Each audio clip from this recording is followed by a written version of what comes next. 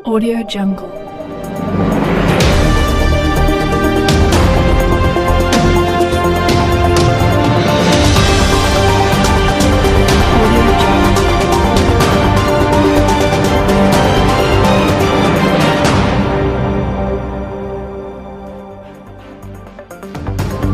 दुर्ग विधानसभा के भाजपा अधिकृत प्रत्याशी ललित चंद्राकर जी का रिसाली में भव्य स्वागत हुआ।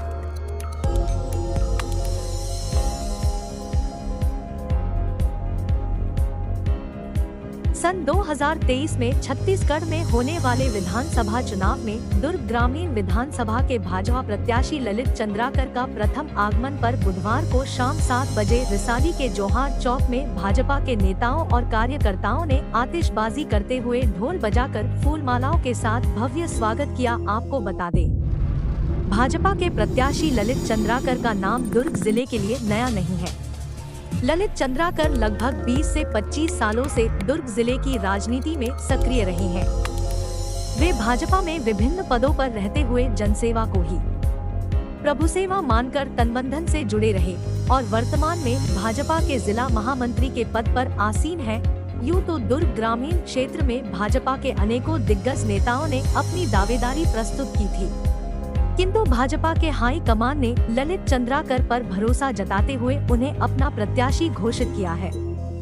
ललित चंद्राकर की सीधी टक्कर संभवतः कांग्रेस के दिग्गज नेता ताम्रध्वज साहू से हो सकती है, जो कि छत्तीसगढ़ की राजनीति के चाणक्य माने जाते हैं। प्रत्याशी बनाया और ये सभी भारतीय जनता पार्टी के एक आम कार्यकर्ता की जीत है। और आज सभी हमारे कार्यकर्ता महसूस कर रहे हैं कि भारतीय जनता पार्टी में एक आम कार्यकर्ता को टिकट दिया है और हर कार्यकर्ता आज अपने आप को महसूस कर रहे हैं कि ये टिकट उन्हीं को समर्पित है और अपने आप को प्रत्याशी मान के आज हमारे भारतीय जनता पार्टी के पूरे कार्यकर्ता पूरे क्षेत्र में अभी से चुनाव में लग गए हैं। और आज पूरा क्षेत्र में आप कहीं भी जाएंगे, आप चाहे रिसाली के ये दुर्ग ग्रामीण विधानसभा के शहरी क्षेत्र हो, चाहे आप ग्रामीण में जाएंगे तो आपको गांव-गांव में कार्यकर्ता और जनता के बीच में आपको उत्साह दिखेगा। कांग्रेस के इस कुशासन और ये 5 साल के उनके भ्रष्टाचार, कानून व्यवस्था की चरम सीमा और बढ़ते अपराध और नशा के गिरफ्त में हमारा जो विधानसभा में आने के कारण यहाँ की जनता अपने आप को ठगा महसूस कर रहे हैं और कब इस सरकार से छुटकारा मिले उसका इंतजार कर रहे हैं। छत्तीसगढ़ के मंत्री से आपकी सीधी टक्कर, बताइए कैसे? निश्चित तौर पे अभी कांग्रेस का प्रत्याशी कौन होगा हमें मालूम नहीं, लेकिन फिर भी वर्तमान स्थिति में गृह मंत्री जी यहाँ के विधायक हैं और उनके कारनामे आज आप किसी भी जनता से, कोई भी गांव हो और कोई भी सड़क हो, कोई भी गले कुचके हो, आपको उनके कारनामे, उनके परिवार के कारनामे आपको सुनाई देगा। ये यहाँ के विधायक, यहाँ के मंत्री केवल और भ्रष्टाचार में लिप्त है और कानून व्यवस्था के नाम और यहाँ पे युवाओं को ठगने का काम, यहाँ पे माता बहनों को ठगने का काम, यहाँ के मजदूरों को ठगने का काम और दुर्ग ग्रामीण की जनता को ठगने का काम ये सरकार और यहाँ के जो गृह मंत्री ने हर समय हर वक्त किया।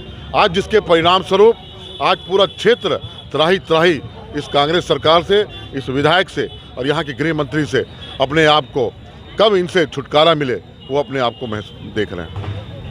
भारतीय जनता पार्टी जिंदाबाद जिंदाबाद जिंदाबाद। सरकार ने कांग्रेस पर आरोप लगाया है कि वो गंगा जल लेकर हाथ में और शपथ खाई थी कि पूर्ण शराबबंदी करेंगे, किंतु नहीं हो सका। इस परिप्रेक्ष्य में आप अपने, जब आपकी पार्टी यदि जीतती है, पूर्ण बहुमत में सरकार बनाती है, तो आप क्या पूर्ण शराबबंदी करेंगे?